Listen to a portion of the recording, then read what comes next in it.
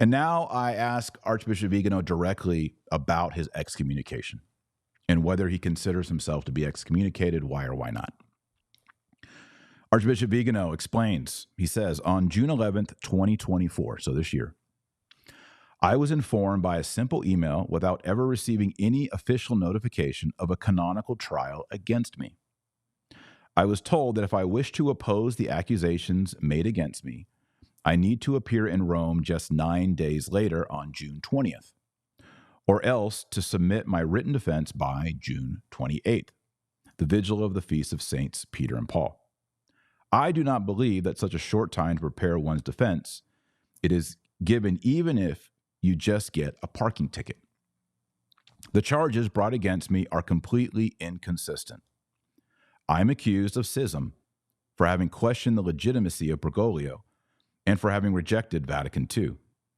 But the law recognizes the non-applicability of the will or intention to commit schism in the case in which the accused person is persuaded that the one who sits on the throne of Peter is not the Pope, and where the groundlessness of his suspicions is demonstrated, is willing to submit to his authority. So I'm going to pause here. There's a lot there.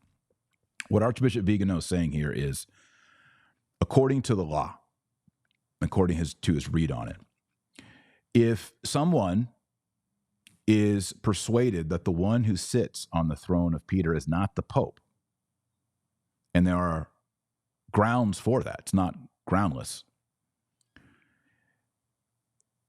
and he, if convinced otherwise, would submit to his authority, then the penalty does not apply.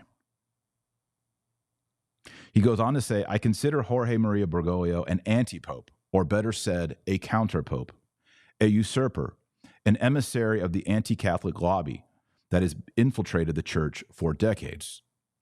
The evidence that he is completely alien to the papacy, his multiple heresies, and the coherence of his subversive acts of government and, scare quotes, magisterium, are very serious elements that cannot be hastily dismissed. And of course, if you watch this podcast, we've covered many of those things, the Pachamama and some of the statements, many of the statements and actions. Viganò says, regardless of the method and merit of the extrajudicial canonical case, the vacancy of the apostolic see and the usurpation of the throne of Peter by a false pope render all the acts of the Roman dicasteries completely void of validity and efficacy. So even the excommunication against me is null. Here, Archbishop Viganò has listed the two reasons why he believes he's not excommunicated. First off, canon law would release him from that penalty based on the condition I read from him above. Secondly, he just says Francis isn't the Pope. So any extrajudicial canonical case is null and void. End of story. He then says, we are faced with a canonical short circuit.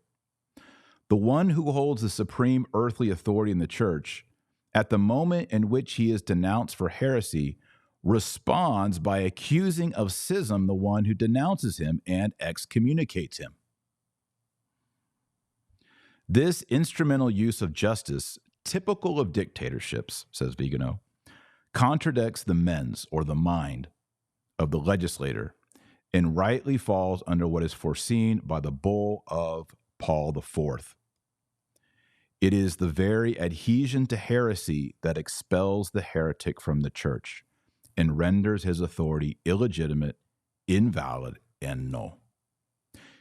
Here he is referring to the bull of Pope Paul IV, and it states that any cleric who is a heretic cannot assume church office.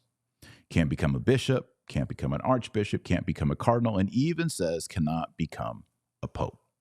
That the adhesion to heresy makes it impossible for a man to be appointed to a church office. And Archbishop Viganò is citing this here from Pope Paul IV and saying Bergoglio is a heretic, and therefore it is impossible for him to assume the papacy. So that's the question on excommunication.